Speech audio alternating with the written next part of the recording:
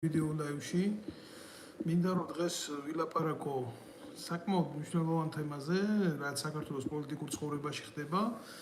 თქვენ მოდით ახლა რა პირდაპირ გადავალ საკითხზე, რა თემა მინდა გავარჩიო. ამიტომ მოგვიანებით შემომიერთდება დანარჩენი და გაიგებს რაშია საქმე. ის ფაქტი, რაც მოხდა, ნათლად წარმოაჩენს დღეს საქართველოში დამყარებულ პოლიტიკურ მდგომარეობას და საერთოდ რა სიტუაცია ტრიალებს და როგორია დღევანდელი ხელისუფლების შეხედულება ზოგადად საქართველოს მოსახლეობის ცნობიერებაზე და ჩვენს ყოფაზე. თქვენ კარგად მოგეხსენებათ, რომ არსებობს ესეთი ხორცმეტი წარმონაქმნი ვინმე იაგო ხვიჩია, რომელიც თავს პარლამენტარს უძახის და ივანიშვილის წყალობით ეს თოჯინა, მისი თოჯინა, ოპოზიციური თოჯინა, რომელიც განცხადებულად ამბობს იმას, რომ მომხრე არის ქვეყანაში სიძვის დაკანონების, საქართველოს მოქალაქეების, ახალგაზრდა მოქალაქეების პასუხისმგებლობისგან განეიტრალებას ახდენს, რომ ამბობს, რომ თურმე შეიარაღებულ ძალებში ახალგაზრდებმა არ უნდა იმსახუროს და სამშობლოს დაცვა არ უნდა იყოს პრიორიტეტი მათთვის და კიდე ბევრი იდიოტობებს ამბობს, ამასთან ამის გამოკლებით ის კიდე აცხადებს, რომ თურმე მნიშვნელოვანი საკითხი არის ძალიან, რომ აი ისა წამალთან მიმართებაში მოხდეს ლიბერალიზაცია კანონის. სერიოზული ხორცმეტი არის ჩვენი საზოგადოებისთვის. მე ვიტყვი, რომ ეს არის ჩვეულებრივი მტერი ჩვენი საზოგადოებისთვის, მაგრამ ვინ მფარველობს ამას, როგორ მფარველობს, ვინ იყენებს ამას, ეგ კიდე ახლა განხილვის საგნად მინდა ვაქციო. ერთი წუთით მე მინდა რომ ჩავთო გრანტი კალათება მინდა ჩავთო და მოკლედ რაში ეცით საქმე, სულ რამოდენიმე დღის წინ აი ეს ნაძირალა სცემეს და ყველაზე დიდი უბედურება რაც არის, ხო, რაც მინდა აღვნიშნო, გახლავთ ის, რომ აი გამოდის და ლაპარაკობს ტელევიზიით, რომ თითქოს ის სასამართლოში არ წავა, თითქოს ის ისეთი მაგარი ბიჭია, რომ ვიღაცას ხელით გალახავს, პარლამენტარი საქართველოს საკანონმდებლო ორგანოს წევრი.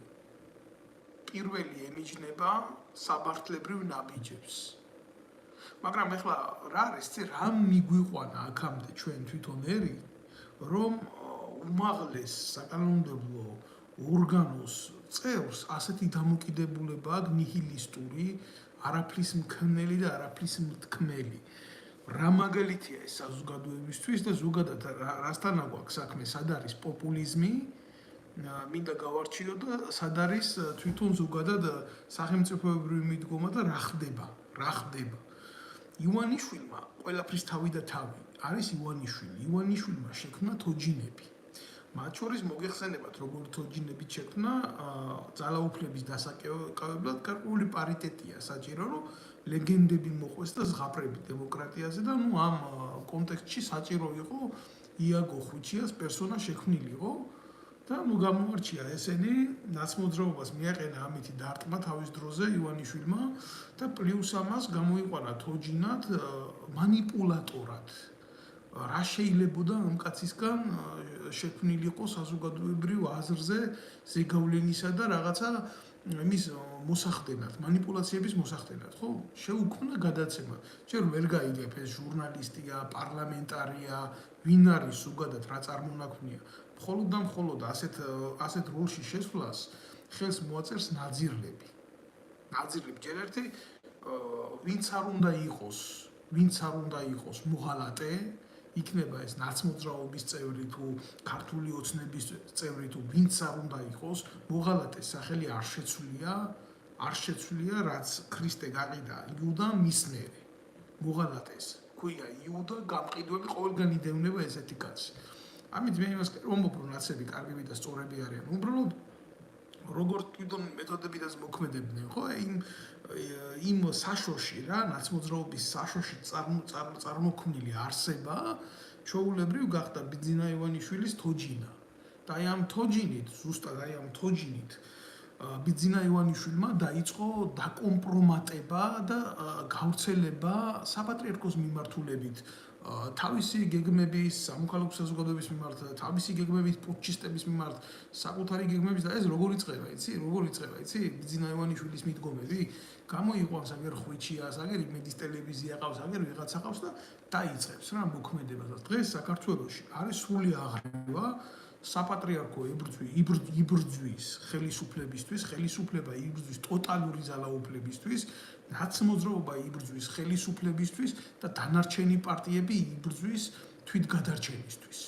ანუ პოლიტიკურ ზეგანზე ტიპტივისთვის. და რა ხდება? ხდება ის, რომ დღეს საპატრიარქოში ეგენი უმრავლესობა რა თქმა უნდა, მათი იღებენ დავალებებს რუსეთის ფედერაციიდან.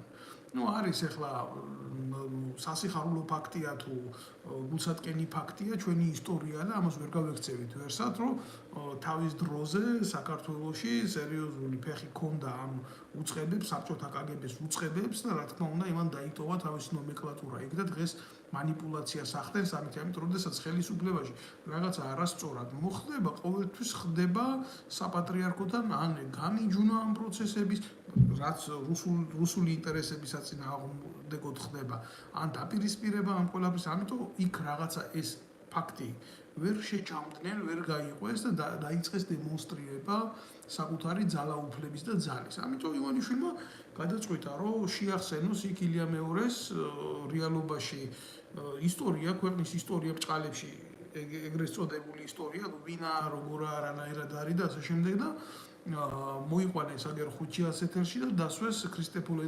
წამალაიძე რომელიც სვიად გამსახურდეს თანამებრძოლი იყო მის სასულიერო ვითარებაში ციჯდა მისი მოძღვარიც იყო სხვათა შორის სვიად გამსახურდიას გარკვეული პერიოდი და გარკვეული ისტორიის მატარებელი ადამიანი ნამდვილად არის ახლა რა არის იცით თუ ვინმეს გონია რომ იაგო ხვიჩია არის ის პიროვნება რომელსაც შეუძლია საქართველოს ისტორიაზე ილაპარაკოს მის დაბადებაზე ილაპარაკოს მის ყოფაზე ილაპარაკოს მის მომავალზე ილაპარაკოს ის უკვე ჩადებულია სერიოზულ პრობლემაში და ის უკვე ზის სერიოზულ პრობლემაში მაგრამ ფაქტი ხო სახეზია რა ქრისტეფორე წამალაიძეს რო არ ელაპარაკა საპატრიარქოზე რანი იყვნენ ესენი რას ჩადიოდნენ ნუ პიდარასტია გარყვნილება მამაძაღლება მოკრთამვა კვლელობის ორგანიზება თავისთავად რა ქრისტეფორე წამალაიძეს რო არ ელაპარაკა ეს არ ვიცოდით რა სიანიდი მაგათმა არ მოხარშეს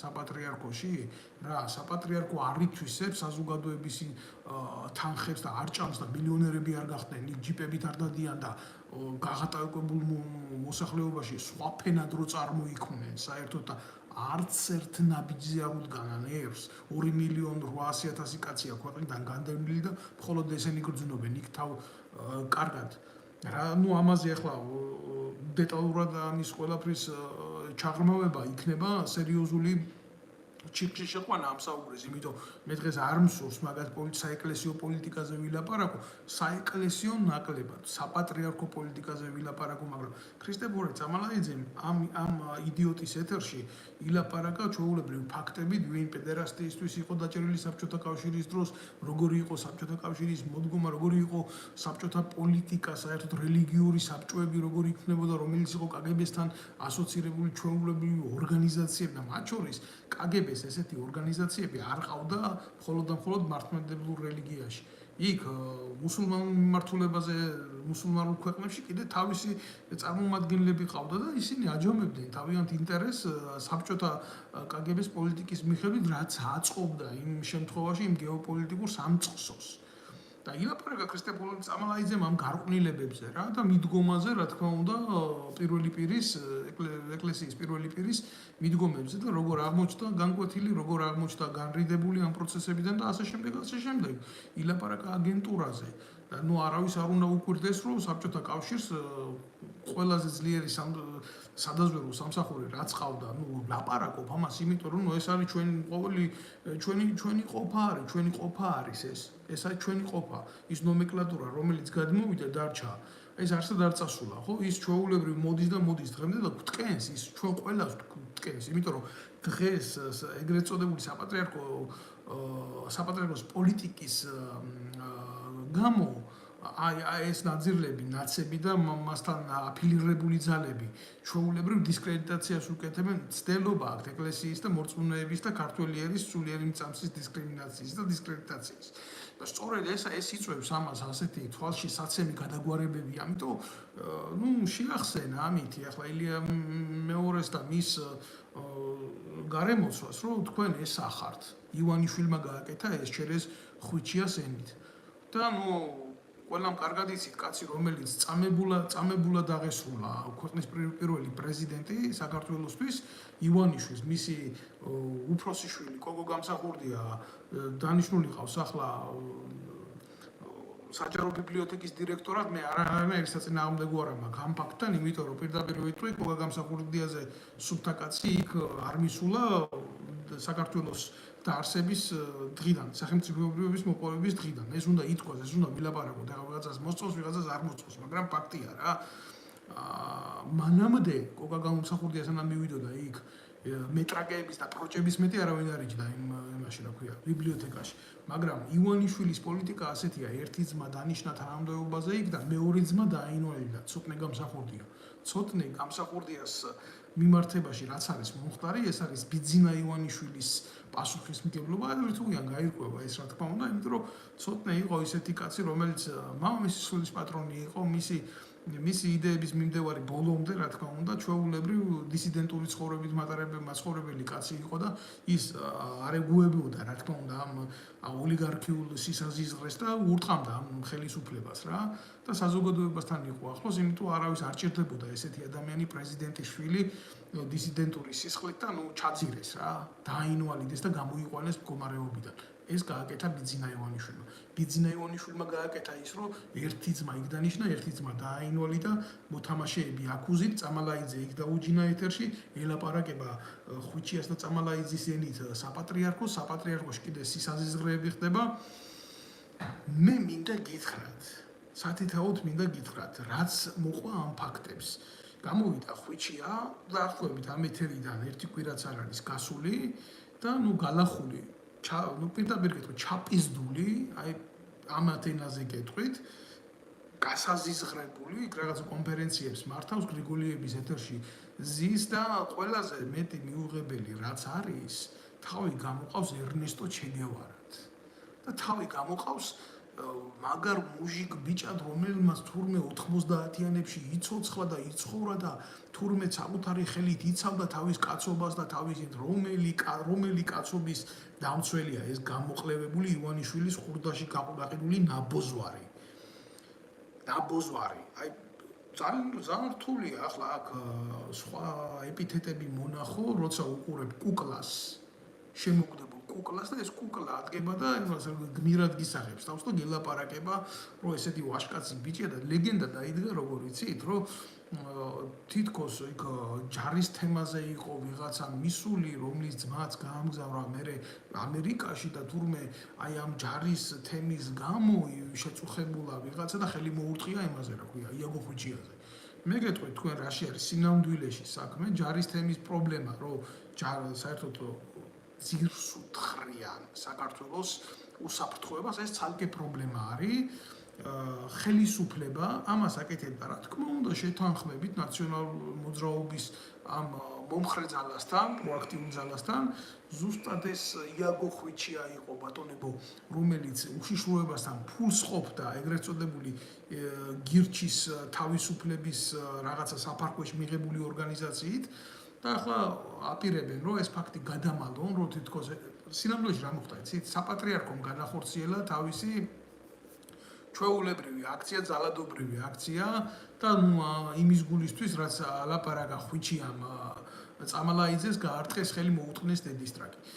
საქართველოში ასეთი უბედური რაღაცა გვჭირს რა, თანმიმდევრობითი პასუხისმგებლობა, როგორ დგება, იცი? ივანიშვილი იყენებს იაგო ხვიჩიას, საპატრიარქო იყენებს ლევან ვასაძეს, იაგო ხვიჩია იყენებს წამალაიძის სიმართლეს სალაპარაკოდ და ეს ყველას იყენებს, ყველას ხოცავს და საბოლოო ჯამში ქვეყანას არაფერი არ ადგება, იმიტომ რომ ქვეყანასთან მიმართებაში გაღებული სიმართლე არ არის ეს. ქვეყანასთან მიმართებაში გაკეთებული სიმართლე არ არის ეს. ეს არის პირადი ინტერესებისთვის ინტრიგნულად გამჟღავნებული ნაძირლული რაღაც ისა რა ქვია არაფლის მომცემი აქცია უშიშროებაში დაგეგმილი ჩვეულებრივი აქცია რომელსაც შემოკარგებო გულახდილად გეტყვით რა არანაირი შედეგი არ მოყვება გარდა იმისა რომ დაიწყება საზოგადოებაში ერთმანეთის დაჭმა და ერთმანეთის ავტორიტეტის დაწევა მე რა მინდა ეხლა რო ვთქვა რა გამოდის ხვიჩია და ლაპარაკობს რომ მე არ ვენდობი რუსეთის სასამართლოს კი ბატონო ну ამ იდეაში მე ხვიჩიას აბსოლუტურად ვეთანხმები მაგრამ რა არის იცით იმდენად ცუდად დადგმული სპექტაკლია ისიც კი არ უნდა აღიაროს რომ იმის გამო რაშიც ფული აიღო ხვიჩიამ ის მოხვედრილი ხელი ალალია მისთვის და ფულს ეს იღებს ჩვეულებრივ ბიძინა ივანიშვილიდან არანაირი თქვენ ახლა გეგულებათ საქართველოში კაცი რომელიც იაგო ხვიჩიას ინტერესებს მიყვება წარმოუდგენელია ხალხო ეს არის ჩვეულებრივი ნაძირალა რომელიც 5 სიტყვაში ამბობს 4 სიტყვას თავისი პოლიტიკური იდეის თვითლიკვიდაციისკენ ჩვეულებრივ კაცი არის პარლამენტის წევრი და ამბობს იმას რომ არა მე სასამართლოში არ უჩივრებ რუსეთის სასამართლოა იქ მე თვითონ ვიძალადებ მე თვითონ გავლახავ მე თვითონ გაუსწორდები მე 90-იანებში ნაცხოვრები კაცო აი ესაა პუტჩიზმის შედეგი ესაა პუტჩიზმის შვილები მე კიდევ ერთხელ ვიტყვი რომ სახელმწიფო თუ გვინდა ბიძია გქონდეს თუ გვინდა რომ არსებობდეთ შემდგარ რაღაც საზოგადოებად ხო არავის არა აქვს ძალადობის განხორციელების უფლება იქნება ეს ხვიჩიას მიმართ თუ ხვიჩიასგან დაწყებული ძალადობა ძალის გამოყენების ლეგალური ავტორიზაცია აქვს მხოლოდ და მხოლოდ სახელმწიფოს წესიერ საზოგადოებაში ძალის გამოყენების უფლება უნდა კონდეს სახელმწიფოს სად არის სახელმწიფო ხვიჩია სასამართლოში არ მივა და არ მისცემს ჩვენებას მე ვეთანხმები თუ არ მივა და არ მისცემს ჩვენებას აი ეს სრული ფარსია რომ თურმე მას რო ხელი გაარტყეს ვიღაცის მომავლის დამარხვა არ უნდა იმიტომ რომ ხვიჩია იმდარი კაცია თავის ტყავიანად შეჭამს ნებისმიერ საკუთარი მიზნების გულისთვის სხვანაირად ეს რო ასეთი არ ყოფილიყო იქ თანამდებობაზე ვერ იქნებოდა პარლამენტში ვერ მივიდოდა პარლამენტის წევრად კი არა უშიშროება პარლამენტში არ შეგიშვებს საკომიტეტო სხდომაზე თუ შენ სიმართლის ლაპარაკი გინდა ერთხელ შეაღწევ ორჯერ შეაღწევ მესამედ ვეღარ შეაღწევ უბრალოდ შენ არ შეზე არ დაუშვებენ საშვს და ვერ მოხვდები იქ როგორ გაიარა ხვიჩიამ ესეთი პოლიტიკური გზა ივანიშვილის საცვალში რომ იგზის და დღეს ამის დემონსტრირებას აკეთებს და ყველაზე დიდი პრობლემა კიდე რა არის იცი საპატრიარქო რომელიც აბსოლუტურად გამიჯნულია ქრისტეს იდეას და მორალს და ძალადობრივი აქტებით გამოირჩევა ჩვეულებრივ ტერორიზმია ეხლა ესენი რასაც აკეთებენ მნიშვნელობა არა აქვს ამას ქრისტიანულ მორალში ვიღაცის ცემა ვიღაცის განადგურება ვიღაცის გალახვა თუნდაც ძირისწამება იყოს ეს ხო არ მოსულა არ არის ეს ცოდვად ითვლება ვიღაცაზე ხელის აწევა აი მე ვამბობ თამამად ვაცხადებ იმას რომ მე გამივლია ეს ეტაპები მე ყოფილი ვარ ფიზიკური ძალადობის მსხვერპლიც ჩემ ქვეყანაში სიმართლის მსხვერპლიც და კი რა თქმა უნდა ჩემ საქმეში ტრიალებდნენ საპატრიარქოს წარმომადგენლები მღვდლები მიგვარებდნენ საქმეს მე უნდა შემეტანა სახელმწიფოში საჩივარი ამის გამო თუ არ უნდა შემეტანა მორგოშიები და ვინ არიყვნენ ამ ყველაფერში ჩაძირულები რომ ოღონ ეს არ უნდა გამეკეთებია ტომარაძე ჩვეულებრივ სამსახურის უფროსის ის რო არის რა ქვია ჯაღმაიძე იმისი ბოზია ანალოგიური მის საცვალში ცხოვრობს მორგოშიაც და ეს პატარა ოლიგარქები პატარა ვირთხები რომლებსაც ელემენტარული ფული ჩაუდოს ჯიბეში და პოლიტიკური პარტიები შეაქმნევიეს და ვითომ ოპოზიციური სიტყვით გამოდიან სინამდვილეში არიან ჩვეულებრივი ხელისუფლების დაქირავებული მეძავები და დღეს აი ეს ხვიჩია რომ გამორბის და ლაპარაკობს იმას რომ აი ასე ვიზამ ისე ვიზამ ეს არის კიდევ ერთხელ ნათელი მაგალითი იმის რომ სახელმწიფოში არის ტერორისტული პოლიტიკა როგორ კაცო პარლამენტის წევრი ხარ ჟურნალისტი ხარ ტელეწამყვანი ხარ საზოგადოებასთან ურთიერთობ და ხელი მოგარტყეს თუ მოგხვდა და გამოდიხარ და აცხადებ, რომ იცი რა, მე ახლა კი მომხვდა ეს აქ, მაგრამ ჩემთან ოფისში მუჭი ყველას ტკივა, იმიტომ ჩვენც მაგრად გავლახეთ ისინი. შენ პოლიტიკას რო აწარმოებ, კაცი რო გქვია და პარლამენტის წევრი ხარ, შენ გაქვს პასუხისმგებლობა, შენ საზოგადოებრივ ქცევაზე. მე ახლა ილიას 1000 წელი ვერ შევადრებ ამ ნაბიჯებს, მაგრამ როგორ მოიქცა ილიას მეუღლე, როგორ მოიქცეოდა თვითონ ილია? ხელის დამრტყმელებთან მიმართებაში კი, ვინც წვია ესროლა ილიას. აი რისი მორალი უნდა გქონდეს ჩვენ და ამათ რო შეეკითხო, ილია ლიბერალი იყო. და ილიას პოლიტიკის საფუძვლებზე ცხოვრობენ ესენი. და გუშინ გვინკიცებდა, რომ აი არა, იცი რა, მაგრად გალახავს და დამიჯერეთ რა, იაგო ხვიჩი არ არის ის კაცი, რომ ვინმეს მოერიოს. და ფაქტი სახეზე არის. თორე იაგო ხვიჩიას რო შეძლებოდა ვინმეზე ხელის გარტყმა და ვინმეს დაჩაგვრა და მორევა, დღეს ამ მდგომარეობაში არ იქნებოდა.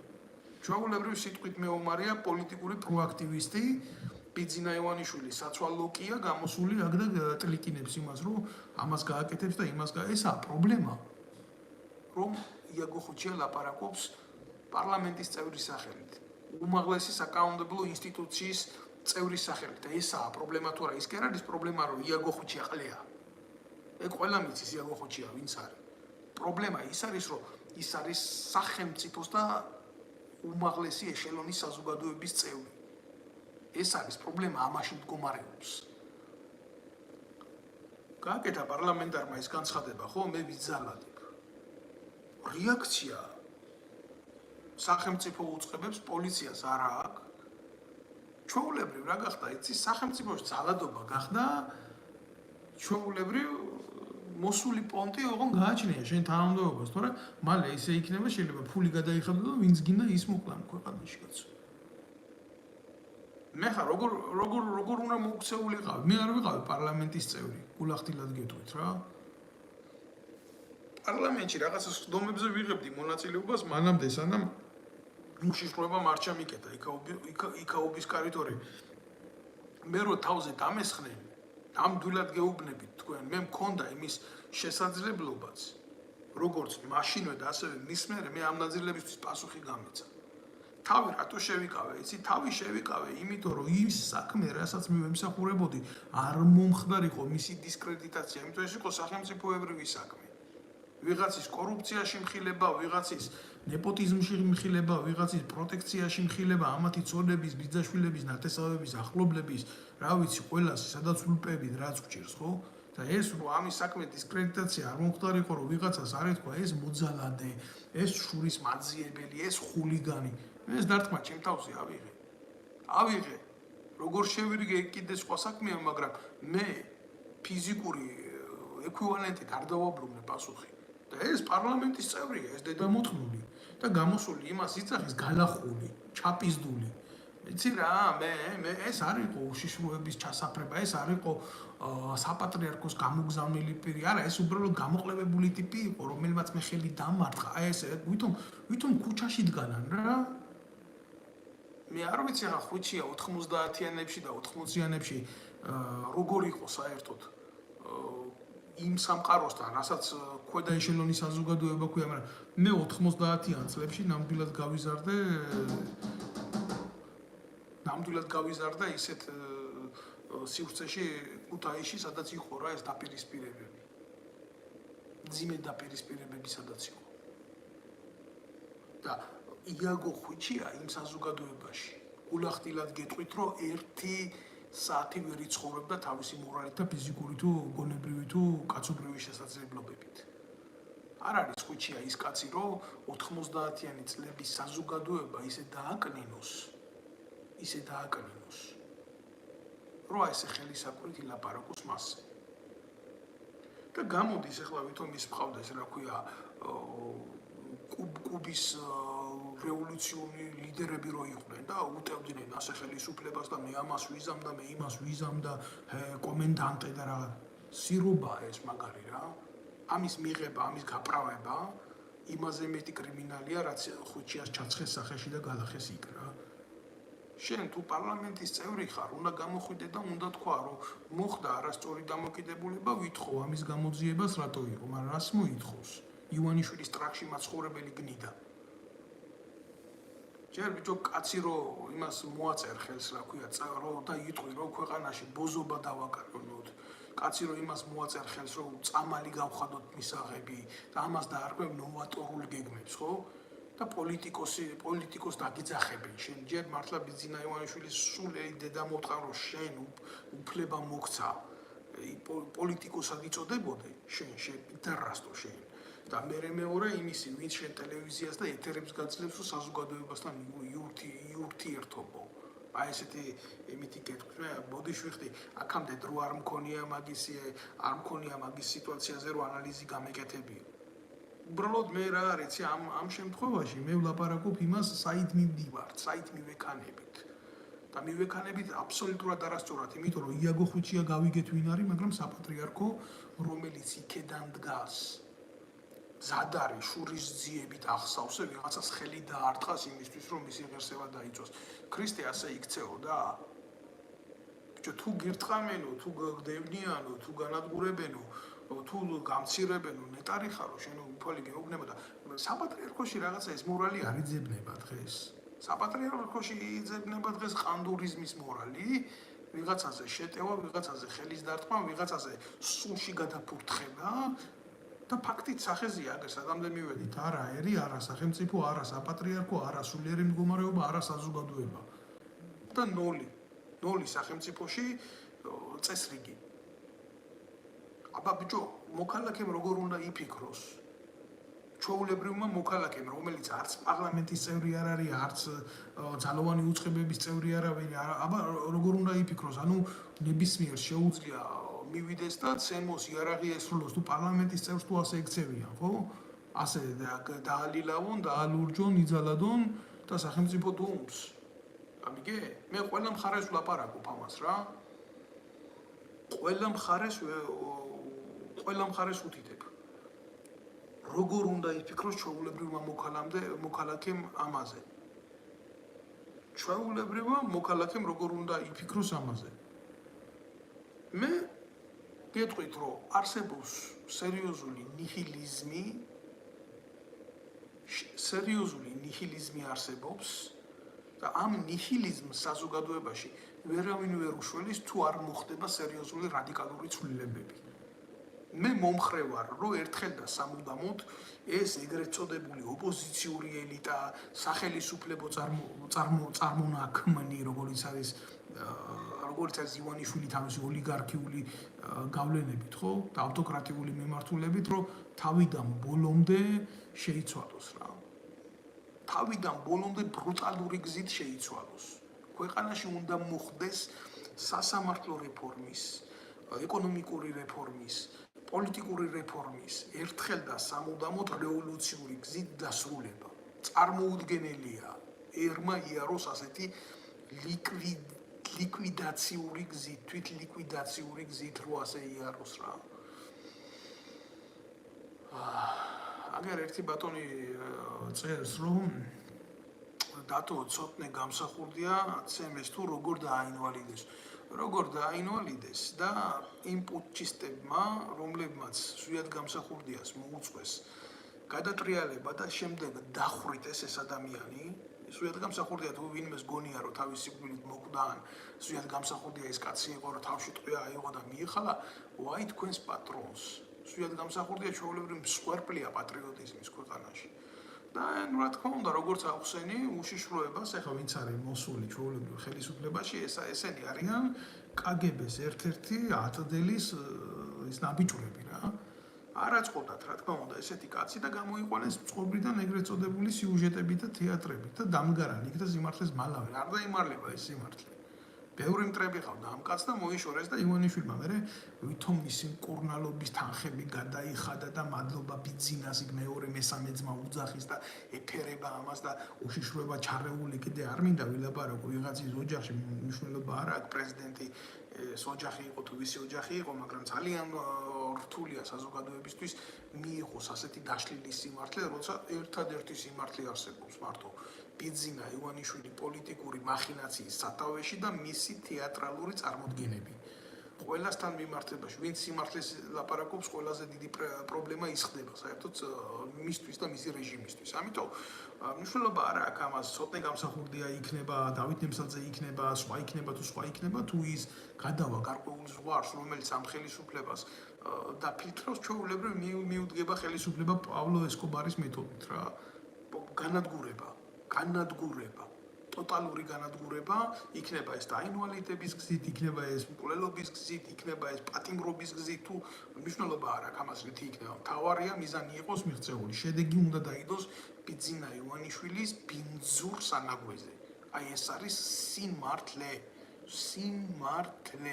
და თუ არ გინდათ ახლა ეს სიმართლე აღიქვათ, მაშინ მოусმინეთ იაგო ხვიჩიას და იყლაპეთ ეს სიცრუე და ეს სისაზიზღე რაღაცა და ჯერ ერთი რომელი ჯარის იმა რეფორმაზე ლაპარაკობს იაგო ხვიჩია ჯარში უმსახურია მეომარია სამხედრო სავალდებულო სამსახური გაუულია მართლა სახელმწიფოს მოუთხან დედის ტრაგი რომ აი ეს იყო დაყოფილი საზოგადოება ალასანიაშვილი აქეთ იაგო ხვიჩია იქეთ ბერა ივანიშვილი აქეთ გომილაურიშვილი იქეთ სესიაშვილი იქეთ ლილა ჩიკოვანიშვილი აქეთ ეს ელიტარული ბოზები ბიჭო არავინ არ მიდიოდა სამხედრო სავალდებულო სამსახურში ალასანიამ გაუშვა ბოლოს მისი შვილი ვითომ იქ რაღაცა კაპანაძის ნიფხავში გაატარა მთელი ეს პერიოდი რომ თითქოს იქ სავალდებულო მოიხადა ამის პროჭმანდალა დედა მოუთხარა მისი ცოლი მინეს რო აკეთებ მისი ცოლის და მინეს რო აკეთებდა საგარეო საქმეთა სამინისტროში ეს მორალი ხართ თქვენ ეს ადამიანები ხართ თქვენი დედა მოუთხარ და თქვენ უნდა ილაპარაკოთ სახელმწიფოში რაღაცა სერიოზულზე და იმაზე წესიერ ქვეყანაში ხო სამხედრო სავალდებულო სამსახური ჩვეულებრივ ხდება სოციალურ ფენებს შორის ეგრეთ წოდებული ლიფტი კი ხდება იმიტომ რომ აი ამ სამსახურში დიდრის და ღარიბი შვილი შეიძლება მინისტრის და სოფელში მყოფი გლეხი შვილი ერთ ხაზარმაში ერთ სოციალურ გარემოში აღმოჩნდნენ და ჩვეულებრივ ეს იწვევს ურთიერთობას ეს საზოგადოებას ამყარებს მაგრამ თუ როგორ შეიძლება ჯარში წავიდეს მინისტრის შვილი აგერ ახლა გუშინ წინ მინისტრად რო იჯდა ის გამოსირრებული რაღაცა ივანიშვილის პლასტიკური ბარათების ბეჭდა ისე იცვლებიან ეგენ და ისე მიდიან როგორც ივანიშვილის ტუალეტის კაღალდები რა გვარსაც კი ვერ დაიმახსოვს გვარსაც კი ვერ ჯუანშერა ვიღაც გამოყლებებული ჯუანშერა რო ყავდა 9 შვილი თუ 8 შვილი ყავდა და ერთი იყო ჯარში ნამყოფი და თავდაცვის მინისტრი იყო ამერიკაცი ახლა ვიღაცა ჩიკოვანი მოვიდა ალასანიას ტრაქში ნამყოფი როჟა ხო და ჩვეულებრივ ალბათ არც მისი შვილები არ არიან ჯარში ნამყოფი და არ ჩათვლიან ამას აუცილებლად იმიტომ რომ რა ხდება იცი ხელისუფლების შემადგენლობა როგორ კომპლექტდება აი შეხედა მოვიდა ხო ძალაუფლებაში როგორ მოვიდა ძალაუფლებაში მახინაციით გადატრიალებით მამაძაღლობით ფული პოლიტიკაში კიდე ცალკე პრობლემაა ამაზე ცალკე ვილაპარაკებ მოვიდა დაჯდა იქ დაიწყო მახინაციების კეთება და რა ქნა საზოგადოება არ იცნობს იმ ადამიანებს ვისაც ესენი თანამდებობაზე ნიშნავენ იმიტომ რომ ესენი ხო არ წამოსულან საზოგადოებრივი ცნობიერებიდან ეგენ ამათ ხალხს მოპარეს ძალაუფლება რა და ნუ ნიშნავს მე ეგერ ალესანიას გუნჩი ერთი გამოსირებული ყავდა ვიღაცა რომელიღაცა სახელმწიფოზე მუშაობს იცის რომელიც სახელმწიფოს ბოზია რა აგერ ხიდაშას ვიღაცა ყავდა დაქვემდებარებაში ის იცის რომელიც სახელმწიფოს ბოზია რა ამიტომ აი იმ სტრუქტურაში იმის ბოზი დასვა ამ სტრუქტურაში ამის ბოზი დასვა იმ სტრუქტურაში იმის ჩათლახი დასვა და საბოლოო ჯამში შეკრა რაღაცა ეგრეთ წოდებული ილუზია რომ ყველა სახელმწიფოს კონდეს თავის ინტერესი საქართველოს სხვადასხვა ძალოვან უწყებებში და ჩერეს ამ ნაბოზრებით ლაპარაკობს ამ სახელმწიფოებთან აი ეს არის პრობლემა და ეს როგორი პრობლემა არის ისეთი პრობლემა კი არ არის რომ ამის შესახებ შეიძლება უბრალოდ კაცმა დაფიქრდე არა წესიერ სახელმწიფოში ასეთი ხალხი მინისტრებად მინისტრის მოადგილეებად უშიშროების თანამშრომლებად და სამხედროებად კი არა ციხეში იქნებოდნენ ჩვეულებრივ განწესებული სამშობლოს ღალატისთვის და ჩვეულებრივ ხა იაგო ხვიჩია რომელიც არის მტერი ჩვენი საზოგადოების ჩვენი ახალგაზრდობის ჩვენი ცნობიერების ამას დემოკრატიით ვერ შეფუთავ ამას ჩვეულებრივ რაღაცა შირმას ვერ მოახვა თავზე და ვერ იტყვი რომ აი ეს პოლიტიკოსია რა არ არის პოლიტიკოს ჩვეულებრივი ჩათლახია რა, წერია, საზოგადოებრივი ძირგამომთხრელი საქმიანობით არის დაკავებული, მაგრამ სახელმწიფო არ ვარგა, რომ პასუხი გასცეს. პასუხი რომ გასცეს ესეთი სახელმწიფო, ქართული სახელმწიფო არ არის ბატონებო. არის იაგო ხვიჩიას დამქირავებელი ძალა ხელისუფლებაში. დღეს რომ დაჭირდება საპატრიარქოს მიჩმორება, მისცემს უშიშროება დავალებას, მოუგვარებს საქმეს, დაუსვამს წამალაიძეს, წამალაიძე ილაპარაკებს სიმართლეს მაგაზე და მე ვიღაცა საპატრიარქოში გააკეთებს ზარს და ეტყვის ხედავთ თქვენ პროჯექტო? თქვენ ხო არ დაგავიზღათ, ვინ იღავით? ამიტომ თქვენ ჩუმად იღავით, მაგ კარგს ჭამთ, კარგს სვამთ, კაი მანქანებით დადიხართ, საყვარლები, ნარკოტიკის გულისთვის არ გიჭერთ, ციანიდი იცოცხლე, თქვენი გამოგონილია. ამიტომ რა არ გაკმაყოფილებთ? აი ესე შეკითხებს დასვამს. მე ისინი ყანდურები ხო გადაიხედავენ აქეთ გვერდზე, გადმოიხედავენ აქეთ გვერდზე, შეხედავენ სახელმწიფოს რა ძალაუფლება გააჩნია, გინდა სამართლებრივი, გინდა მორალური, გინდა პოლიტიკური და ასე ხდება ერთმანეთის მიჩმორება. იქიდან თუ ვიღაცა ბიტი აღმოჩნდა, კიდე მეუფეებად რო ყავთ ავტომატჩიკები დაყენებულები, ისინი იტყვიან, რომ აი შენ ამას გიზამ, შენ იმას გიზამ, შენ ამას გიზამ. აი ასე იმართება საქართველოს და საქართველოს საზოგადოებრივი წყობა. სამწუხაროა ეს. სამწუხარო ასეთი ქვეყანა არ აშენდება. კრილოვს აქ ერთი თორწდები კრილოვის არის, ხო? ესა ლებეჩუკაი რა კარგი ჩემ ბავშვობაში გვასწავლიდნენ ამას. გვასწავლიდნენ ამას იგავარაკია, იმიტომ გვასწავლიდნენ, რომ საერთო აზრი ყოფილიყო რა პრეამბულა ესეთია, რომ აი ეს ცხოველები იმას წევენ და ვერ გამოაქვთ, იმიტომ ყველა სხვადასხვა მიმართულებით მიდის. და შედეგი არ დადგა რა. და ბოლოში ასეთი ისა გადაწყვეტილება მიღებული მწერალს, რომ когда у товарища согласия нет на ладих дела не пойдет. და ძალიან მარტივად ვიტყვი ეს დედანში ასია და მითო თქვი, რომ როდესაც მეგობრებს შორის თანხმობა არ არის, საქმე სამზეოზე არ გამოვა. და როგორ გამოვა, როცა თავდაცვის მინისტრი ცალკე უბერავს, შინაგან საქმეთა მინისტრი ცალკე უბერავს, ეკონომიკის მინისტრი ცალკე უბერავს, ივანიშვილი კიდე ცალკე უბერავს, პრეზიდენტი კიდე ის ცალკე მოცემულობაა ვისტრაქშიზის. და არ გავს ეს კრილოვისი გავარაკს. ხვიჩიას ენით რო კომპრომეტირდება ჩვენი ქვეყნის საპატრიარქო, მე ეკლესიას არ ვეხები, ეკლესია არის უფლის იმყოფება, ის ზეცაში ჩვენ გვაქვს ტაძარი. და ეს ტაძარი ამ ნაზირლების წყალობით უამრავჯერ არის შებილწული და წაბილწული. და თავზე გადავიდი, იმაზე არაფერს არ ვილაპარაკებ, ვიღაცა პეტრე კოლხი რო ყავთ. ეკლესიაში თვითონ საპატრიარქოში არის ძალიან სერიოზული ბრძოლები სარწმუნოებაში ძალაუფლების განანაწილებისთვის, ხო? იქაც ტრიალებს უშიშროება შიგნიდან, იმიტომ რომ არის მცდელობა გაიყოს საქართველოს მართლმადიდებლური ეკლესია, როგორც საბერძნეთშია დაყოფილი 3 თუ 4. და ძალიან ბევრი მცდელობაა, რომ ამ მიმართულებით მოხდეს უფრო პროტესტანტული მიდგომები მიდის. ხო და ამას რა თქმა უნდა საზოგადოების ფართო მასებს ამაზე არ აქვს ცნობა და არ შეიძლება გქონდეთ ამაზე ცნობა, იმიტომ რომ არ არიან სწორად ინფორმირებული რა. არ არიან სწორად ინფორმირებულები და აი ესეთმა ტიპებმა სხვადასხვა რაც ილაპარაკა წამალაიძემ იმის ეთერში, მაგრამ მოგლად გახტო მასო არაფერი არ უნდა დავა, ამას იმას ასწავლიდიო და რაღაცას დაამთავრებიებდი. და იცით როგორი იყო, აი როგორ მხდებოდა გულზე, როგორც ესე იგი ჯარში კეთდებოდა ეს, კეთდებოდა რა. ისე ხდებოდა თურმე ეკლესიაშიც რა. ჯარში ყველაფერი რო ქონოდა, ამათი გაწკიპინებული ისინი რო იცარებოდა რა, ბიოგრაფიები, ხო. მებრძოლი სული არ ქონდა კაც რა, რომელსაც თავმჯდომარეობაზე ნიშნავდნენ ბატალიონის მეთაურად, ბრიგადის მეთაურად, რომელსაც გენერლის წოდებას აძლევდნენ და ასე შემდეგ. ეკლესიაში, ანუ საპატრიარქოში, ხო? ინიშნებოდნენ ხალხი მღვდლებად, იკურთხებოდნენ მღვდლებად, ყველაფერი ქონდათ სულში სარწმუნოების გარდა. აი ეს არის პრობლემა. ეს არის პრობლემა, ადამიანის მოწოდება და ადამიანის ინტერესი იყო რადიკალურად განსხვავებული ერთმანეთისგან. ეს არის პრობლემა. მე ვფიქრობ, რომ ულახდილად გეუბნებით რა, მე ვფიქრობ, რომ თუ ჩვენ უახლოეს მომავალში, აი ამ ყველაფერს არ მოუღეთ ბოლო, თუ ჩვენ ეს უბედურება არ დავასრულეთ ბრუტალურად, შანსი არ აქვს, ჩვენ არ აქვს როგორც ერს, რომ გავაგრძელოთ ცხოვრება. პრობლემა არ არის, კიდევ ერთხელ გეუბნები, დიაგო ხვიჩიაში არ არის ხალხო პრობლემა. პრობლემა არის საზოგადოებაში. საზოგადოებას შეუძლია ეს თამაში მიიღოს ყოველდღიურობად. წესიერ ყოველდღიურობად შეუძლია ეს ყველაფერი მიიღოს, თორე ნებისმიერ წარმატებულ ქვეყანაში, სადაც პოლიტიკოსი იმას იტყვის, რომ იცით რა, მე სასამართლოს იმ მოტივით ავარიდებ თავს, რომ მე მაგას ფიზიკურად გაუსწორდი.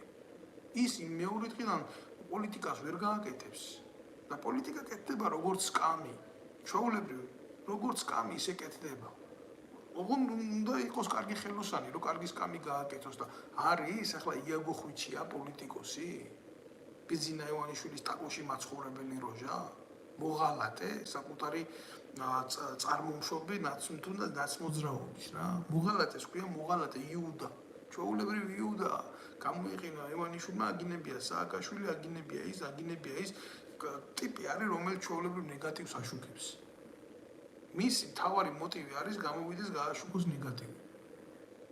ამ კაციდან ინიციატივა რამის გაკეთებაზე, რამის წინსვლაზე არასოდეს არ წამოსულა და არ წამოვა. მისი ინტერესი არის დაშალოს სახელმწიფოს ინსტიტუტები და ძლიერება. დაშალოს ჯარი, დაშალოს პოლიცია, დაშალოს საზოგადოება, დაშალოს საპატრიარქო. ეს ემსახურება ამ საქმეს. და უშიშროების სამსახურები, რომლებსაც აქვთ პირდაპირ ვალდებულება აღკვეთონ მისი აქცია ქართველი ერის და საზოგადოების წინააღმდეგ, პირიქით ხელს უწყობს მას ამ საქმიანობაში. მას აძლევს პრიორიტეტს ერთ-ერთ ცდომაზე სხვადასხვაშორის იმას ვერ ვიტყვი, რომ რასაც ამბობს 100%-ით ტყუილია. იაგო ხვიჩიას აქვს გველის ნიჭი იმისთვის, რომ ადრე ნაციონალურ მოძრაობას დაქვემდებარებული კონსპირანტი ბოზები, როგორც არის მაგალითად ჩაჩიბაია გენერალი რო გახადეს, ესენი ახლა სამღვდელოებაში ვისაც ეხება, იცის რა, რადონის შესაძლებებში არიან შესული და რადონის დაშორებული არიან რა, საქმიანობას, ხო? და მაგაც ელაპარაკობს. და როცა იცის ვის ელაპარაკობს, ხო? ყოველთვის აქვს მას დიდი ფორა. ახლა ვიღაცა რუსი მიწერს, რომ შენო ქართველი ხარო, უნდა რა პასუხი უნდა გავცე რა.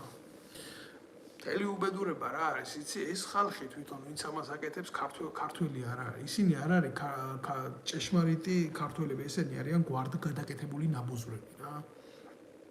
მე არავის არ ვეხები, არავის შეურაცხყოფა არ მინდა მივაყენო, მაგრამ უმრავლეს შემთხვევაში ესენი არიან სომხები, ან არიან აზერბაიჯანელები, ან არიან სხვა კონფესიის წარმომადგენლები, კიდევ ერთხელ ვიტყვი გულახდილად, რომ მე არა ვარ წინააღმდეგი არც ერთი ეროვნების რა.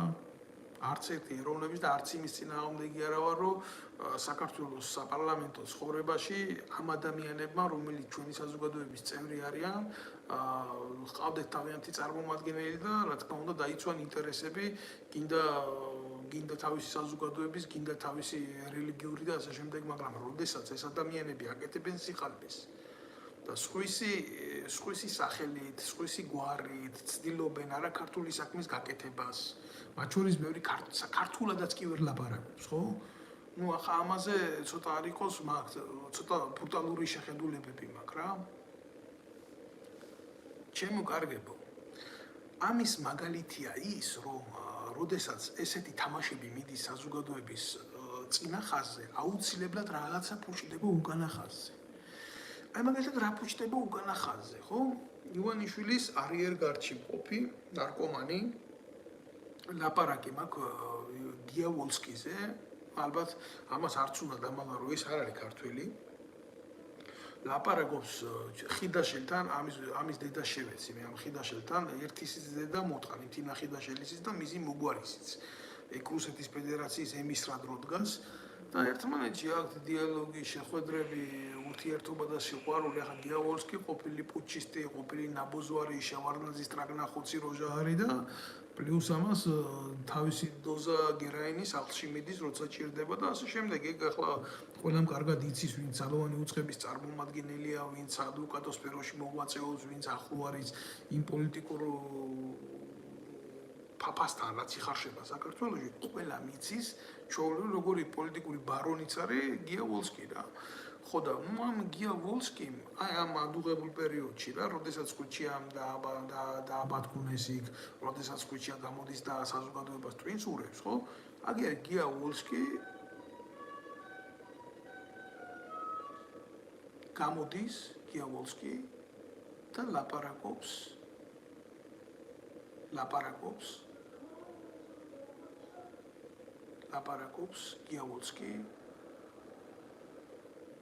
გიავოლსკი ლაპარაკობს ჩვეულებრივ თუ როგორ უნდა მოხდეს საქართველოში კონფედერაციის შექმნა. ანუ რა უნდა მოხდეს, იცით? როგორ უნდა გაკეთდეს საქართველო კონფედერაციულ სახელმწიფოდ აფხაზეთთან და სამხრეთ ოსეთთან, აი ზუსტად ამ სიტყვებით მე მივიჩნევ, რომ ეგ არის სერიოზული პრობლემა და ამას ჭირდება სერიოზული ყურადღება. კარგი, ჩემო კარგებო, მე ახლა ამ საუბარს დავასრულებ რა, მაგრამ უახლოეს დღეებში აუცილებლად გავაკეთებ ფართო განხილვას ამ საკითხზე, რომ ყველა მიცოდეს თუ რა ხდება რეალობაში ქვეყანაში რა. მე ყოველთვის ვიქნებ იმის გამჟღერებელი თუ რას ატარებენ ეს საზიზღარი ადამიანები და მე თავს იმართლებენ, რომ ეს ასე არ ხდება და ის ასე არ ხდება. ერთ პატარა რაღაცას ვიტყვი რა, აგერ რასთან აგვაქვს საქმე რა. ეხლა აფხაზეთი და ცხინვალის ეგრეთ წოდებული რეჟიმი, რომელიც ცდილობს საქართველოსთან შექმნას კონფედერაცია, ამას აქვს ჩვეულებრივ თავისებური პოლიტიკური შტრიხები აქვს. თუ ოდესმე საქართველომ დაუშვა ამათთან აღიარებულ კონფედერაციაში შესვლა, როგორც არის თქვა საქართველოს როგორც დამოუკიდებელი სახელმწიფოდან, აფხაზეთის როგორც დამოუკიდებელი სახელმწიფოდან თუთმე ეშმაკს იქეთ ცხინვალის რეჟიმის სახელმწიფოს ეგრეთ წოდებული გაერთიანება და გარკვეული დროით ერთი გოლგის ქვეშ მოთავსება როგორც სახელმწიფოსი, თუ ესეთი რაღაცა მოხდა და შემდეგ რა თქმა უნდა მიიღეს იმის გადაწყვეტილება, რომ ერთმანეთიდან გავიდნენ, დაიშალონ სახელმწიფოები, მერე საქართველოს არ ექნება არანაირი პრეტენზია აი ამათი ეგრეთ წოდებული სახელმწიფოები გამოაცხადონ დე-ფაქტო სახელმწიფოებად. აი რა კუკლაში შედის დღეს საქართველო და როგორი თამაშების მსხვერპლი ვხდებით ჩვენ ვიღაცა გიავოლსკის და ვიღაცა აი ამ პატარა ნაძირლების და ნაბიჯურების დახმარებით და საზოგადოება უყურებს საპატრიარქოს ბრძოლებს, აგერ იაგო ხუშიას მასხარულ დამოკიდებულებას, კანონის აგდებას, ჩაძაღლებას, ჩამახინჯებას და ჩვენ ვაგებთ ომს, საქართველო ცდილობაა იმისი, რომ საბოლოოდ პოლიტიკურად და დიპლომატიურად ჩვენ დავკარგოთ ჩვენი ქვეყანა ილუზიური გაერთიანების საფუძველზე. ახლა რატო ხდება ეს ყველაფერი რა? ეს რატო არიან ესენი ასე მაინდა-მაინც აჟიტირებულები? აი გიავოლსკი რატო არის, ხიდაშელს რატო ხდება, რატო არის ესეთი ფარული მოლაპარაკებები საქართველოს ზურსუკან, საზოგადოების ზურსუკან? იმიტომ რომ ამათ აქვს ფინანსური დაინტერესება და ლაპარაკი არა, თუ ესეთი თემა მოხდა, თუ ესეთი ეკონომიკური რაღაცა მიმოხრები დაიწყო, შენ ეს წილი გექნება, იმას ის წილი ექნება. გულახდილად გეტყვით რა, მე არა ვარ წინააღმდეგი, რომ თუნდაც აფხაზეთში, თუნდაც ცხინვალში მოხდეს რა, ჩვენი ურთიერთობების აღდგენა მოხდეს. ჩვენი მიმოსვლა მოხდეს ეკონომიკური, საზოგადოების ურთიერთობა მოხდეს, თუნდაც პირველ ეტაპზე დაიწყოს ეს. მე ამის წინააღმდეგი არა ვარ, მაგრამ როდესაც ეს ყველაფერი ანგარებით ხდება, როდესაც ეს ყველაფერი მართულია, როდესაც ამ ყველაფერში თავიდანვე არ არის ერის და საზოგადოების ინტერესი და არის ოლიგარქიული მმართველების, მეგობრების, ახლობლების, ამ დაჯგუფებათა წარმომადგენლების ეკონომიკური კეთილდღეობის ინტერესი, ხო მე ამას გავიმიჯნები ყოველთვის. და ყოველთვის ვიტყვი იმას, რომ ეს არ მოუტანს ერს და საზოგადოებას კეთილდღეობას. ეს ჩვენ რაღაცნაირად არ გვაგვაუმჯობესებს. არა, ეს მიგვიყვანს სერიოზულ თხრილთან, ესეთი არაგამჭირვალე მიდგომები. ესეთი სიბნელე ჩვენ საბოლოოდ გამოგვითხრეს ძირს და საბოლოოდ მიგვიყვანს ჩვენ იმ დილემასთან, რომლითაც მე ვერასოდეს ჩვენ შვილებს თვალებში ვეღარ ჩავხედავ. ახლა გარკვეული შანსი არის რა, გარკვეული რაღაცნაირად ის კიდე არის, რომ დროთა განმავლობაში ჩვენ კიდე გამოვთქვათ პრეტენზია რა თქმა უნდა, საერთაშორისო პოლიგონზე, რომ ამ ტერიტორიასთან მიმართებაში მით უმეტეს ახლა როცა მძიმე ვითარება უკრაინაში, როდესაც რუსეთი ესე აწარმოებს ღია საბრძოლო მოქმედებებს, კიდე შეგვიძლია რა, გარკვეული პოლიტიკა ეს არის, ხო, პოლიტიკა არის დროსა და სივრცეში განხორციელებული ქმედებათა დელეგირებული მსვლელობები, ხო? კიდე შეგვიძლია ამ ყველაფრიდან რაღაცა მივიღოთ ალბათ, მაგრამ თუ ასე გაგრძელდა მოვლენები, თუ ამ მოვლენებმა ჩვენ მიგვიყვანა იმ მდგომარეობამდე, რომ შევედით ამ თამაში, იურიდიული დოკუმენტი შეიქმნა საქართველოს ინტერესების ეროვნულ საფრთხეებთან მიმართებაში ილუზიური ფანტომის ქვეშ, როგორც გითხარით რა, თითქოს დღეს ვერთიანდებით და ხვალ ვიშლებით იმის უფლებით, რომ ნებისმიერ სახელმწიფოს შეუძლია მსოფლიო აღიარების ქვეშ იცხოვრონ, ხო? ეს ჩვენ ერთხელ და სამუდამოდ მოგწონს და დაგვამარცხებს რა. ერთი ბატონს უპასუხებ აქ წავიკითხავ.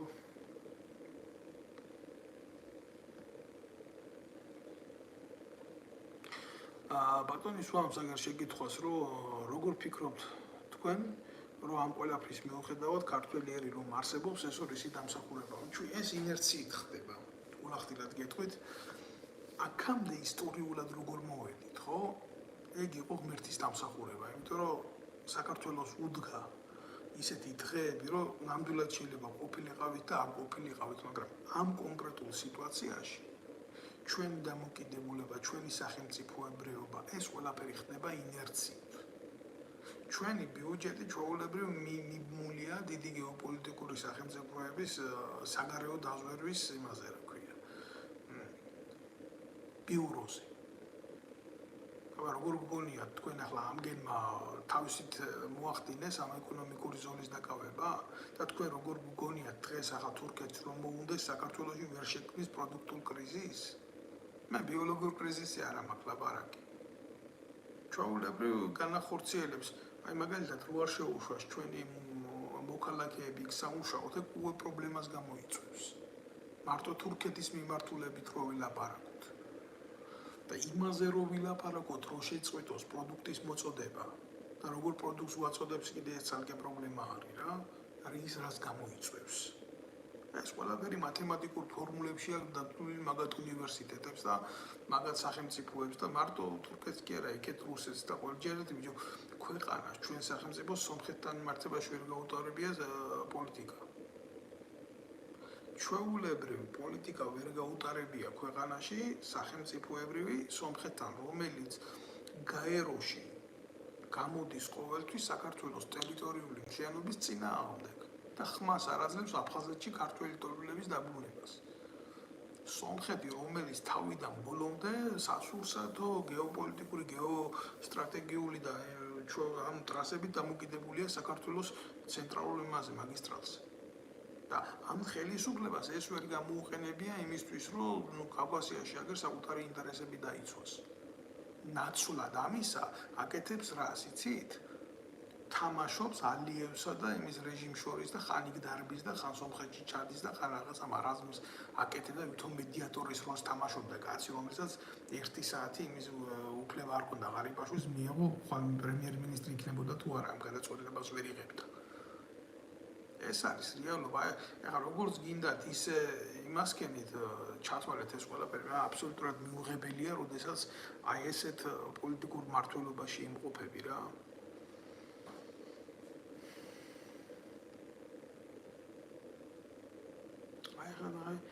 აგერ ქალბატონი მოგვიყევი ოსეთის ომის ისტორია, ოსეთის არა გენაცვალე რა. ოსეთის არა. ჯერ ერთი პირდაპირ გითხრათ, არ შეიძლება ფიგურული წინადადებათა წყობა გაიგო ესე გაიგო პირდაპირ და მე სომხეთს რას ერჩიო რა. აი ნახეთ იცოდით. მოგესალმებით. პირველ რიგში ჩემგან თუ გინდა რომ გაიგო ამ ომის ისტორია, ეს უკვე პრობლემაა ქალბატონო ანანო, იმიტომ რომ ალბათ თქვენ იმ ასაკში უნდა ბრძანდებოდეთ, რომ საკუთარი ქვეყნის ისტორია მით უმეტეს უახლესი უნდა იცოდეთ. მე დღეს აქ ისტორიის გაკვეთილს არ ვატარებ, მაგრამ ის რომ საქართველოს დაკარგა ეს ორი ტერიტორია, აფხაზეთის და სამაჩაბლოს, ეს იყო არასწორი პოლიტიკის შედეგი. კიდე ერთხელ გეუბნებით რა. ერთადერთი რაღაცა იმ წამალაიძემ სწორად თქვა, იქ იყო კაციო, რომელიც ლაპარაკობდა იმპერია ინგრევა და ნანგრევებში ნუმღვებითო რა. წარმოუდგენელია ახალგაზრდა სახელმწიფოს ქონოდა იმის გააზრების უნარი, რომ სწორი საგარეო პოლიტიკა თავის დროზე დაეგა, ვინც ცადა, ზვიად გამსახურდია, მის კაცი მოკლეს. ხო და როდესაც არარსებულმა სახელმწიფომ საქართველოს პირდაპირ გეუბნებით ამას შევარდნაძის ეგრეთ წოდებული მმართველობით დაიწყო ტრაკის თამაში, რუსეთის ფედერაციამ განახორციელა ეს აქტი, ჩადებული ნაღმები სამაჩაბლოსა და აფხაზეთში. აი ეს იყო რეალობა. ეს იყო რეალობა. და გამოიყენა ამაში საქართველოს მოსახლეობის ემოციები. და წარმოუდგენელი იყო ამოში ჩვენი გამარჯვება. ძალიან მარტივი მიზეზის გამო, იმიტომ რომ დანარჩენი ყველაფერი იყო манипуляция და манипуляციას აღუებდა რუსეთის ფედერაცია და ქონდა მას ამისი გეოპოლიტიკური შესაძლებლობები. აი მაგალითად ძალიან მარტივად გეტყვით ახლა რა. ყარაბაღის კონფლიქტის ისაიღეთ, რა. ეს ხო არ ხდებოდა 90-იან წლებში და უფრო ქვევით. სადამდე ჭირდებოდა რუსეთის ფედერაციას ეს ყველაფერი გეოპოლიტიკურად მართა სომხეთის სასარგებლოდ, მაგრამ როგორც კი დაიწყო დიდი გეოპოლიტიკური ცვლილებები და რა თქმა უნდა თავის საბრძოლო პროცესები გაშალა უკრაინაში, იმის გამო, რომ უკრაინის მხარდამჭერად გაეთიშა თურქეთი, ჩვეულებრივ მისცა აზერბაიჯანს პრიორიტეტი ყარაბაღში. აი როგორ მოქმედებს ეს ყველაფერი ახლა თუ თქვენ არიცით, რომ აზერბაიჯანი და თურქეთი ხშირად ერთ სახელმწიფოს უწოდებენ ორერში რა. რელიგია ერთი, მიმართულება ერთი, გენეტიკური კოდი ერთი და გეოპოლიტიკური ინტერესიც ერთი, რა თქმა უნდა, ხო? აი ასე იქცევა რუსეთი. რუსეთს საკმაოდ ძლიერი საგარეო დაზვერვის და გეოპოლიტიკის გამოცდილება გააჩნია. ეს არის სამართალმემკვიდრე იმ დიდი გეოპოლიტიკური დერჟავის, რომელსაც ერქვა საბჭოთა კავშირი და ეხლა პატარა საქართველო თავისი როგორ გითხრა რა დავარქვა შევარდნაძის ხელისუფლებას, მერი სააკაშვილის ხელისუფლებას, ანტონი ივანიშვილის ხელისუფლებას რა. ერთადერთი კაცი, ვინც იყო ზვიად გამსახურდია და ყველას ახსოვს მისი წარმოებული პოლიტიკა, როგორ შეუსრულა იქ ბორის ელცის თავის დროს. როგორ ჩამოიყვანა, როგორ არ მინდა ყველაფერს ამ ბლოკში მოყოლა, მაგრამ უნდა იცნობდე შენი ქვეყნის ისტორიას, რომ ამ ყველაფერზე ილაპარაკო რა. ეგ არის სიმართლე.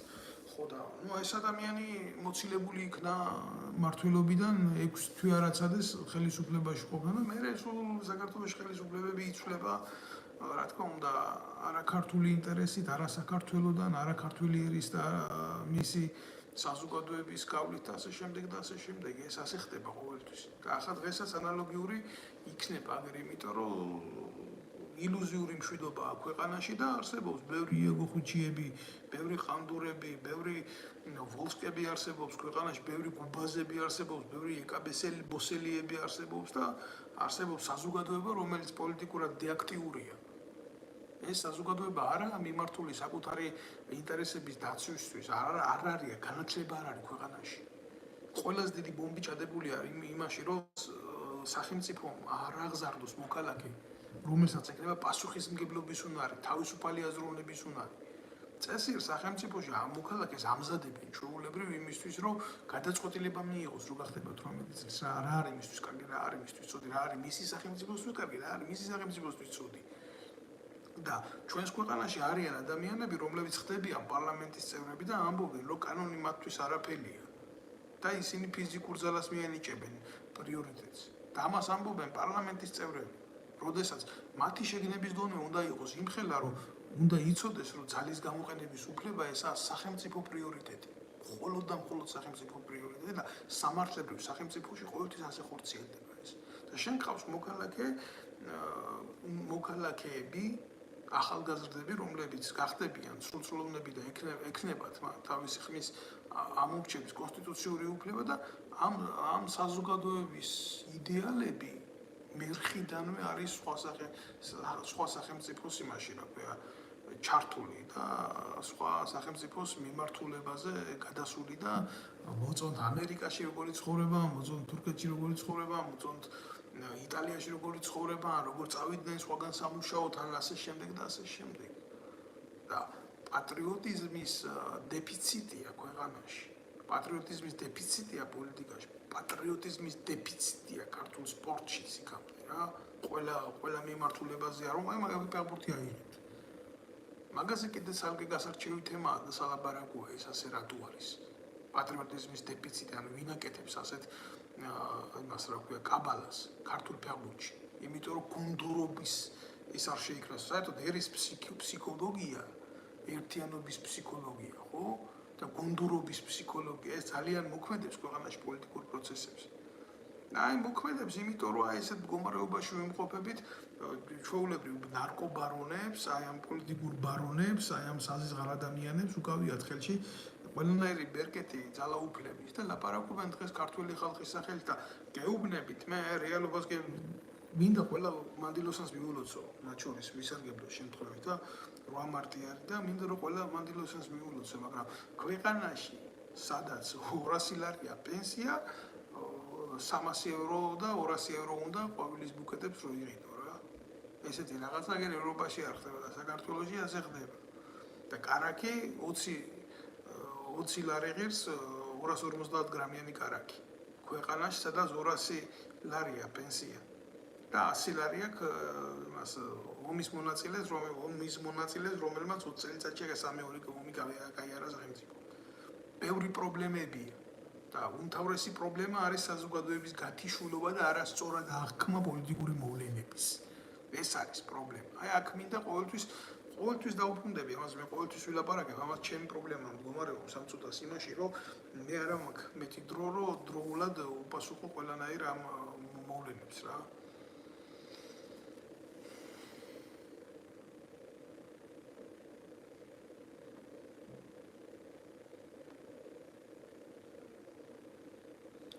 არ ვიცი მე აქ ახლა 1000 პროვოკატორი რაღაცას დაწერს სუსის წარმომადგენელი მე მაგათ ამაპირებ რაღაცას უპასუხო და არც ამაქვს მაგის სურვილი ყველას თავისი აზრი აქვს აზრის გამოხატვის უფლება აქვს მაგრამ ის რეალობა რაც ჩვენ ქვეყანაშია სამწუხაროდ ეს რეალობა არ იცვლება და რა თქმა უნდა არ შეიცვლება უახლოეს მომავალში რა იცით რა მეგვერს კიდე აი რაზე გავაკეთებდი აქცენტს და ალბათ გავაკეთებდი ამ აქცენტს ყველაზე მცირედ, როდეს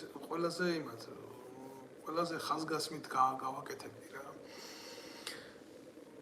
იაგო ხვიჩია, როდესაც გამოდის და ლაპარაკობს ქართულ ჯარში სავალდებულო გაწვევების გაუქმებაზე რა. ეს ნაბიჯვარი ერთი არ გამოსულა და არ უთქვია, რომ როცა იყო ეს მისიები ავღანეთში, ერაყში, ეს მისიები უნდა შეწყდესო. აი ესეთი კონტინგენტით, როგორც ვარ წარმოდგენილიო, ხო? მაგალითად, ხო, ევროპის წევრი ქვეყანა არის, საბერძნეთი თქვენ იცით, ხო, 7-8 ჯარისკაცი ყავდა გაგზავნილი ერაყში. 7-8 ჯარისკაცი ყავდა გაგზავნილი, რა. ჩვენ 1000-1500 კაცი ამერიკის და გერმანიის მერე ჩვენი კონტინგენტი ეს პატარა ქვეყანა, რომელიც არაფრის წევრი არა ვართ, ვიყავით იქ წასული და მსხვერპლიც რა თქმა უნდა იყო რა.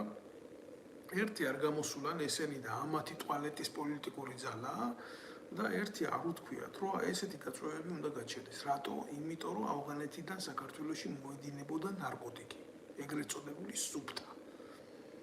ხო და ესენი ეს დედამოწყნულები ამ ყველაფრის წილში იყვნენ რა და აი ამ ნარკოტიკების შედეგი რა თქმა უნდა აგერ არის საზოგადოების ტყავზე არის იგრძნობა ეს ყველაფერი რეგულარულად და რანაირად. მე ახლა ამ ეთერში ამაზე ლაპარაკი არ მსურს.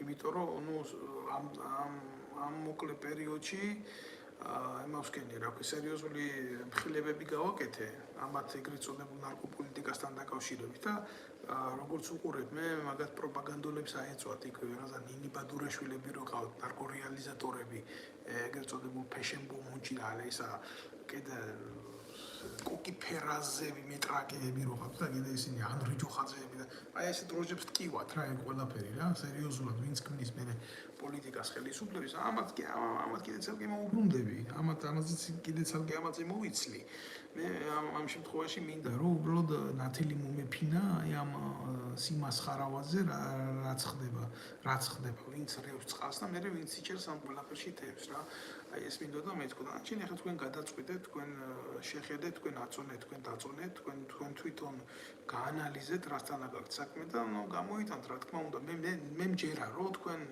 ყველას გეყოფათ გონება, გამოიტანოთ ამ ყველაფრიდან, ამ რებუსებიდან აზრი, რასაც გეთამაშება თქვენ საქართველოს ხელისუფლება რა.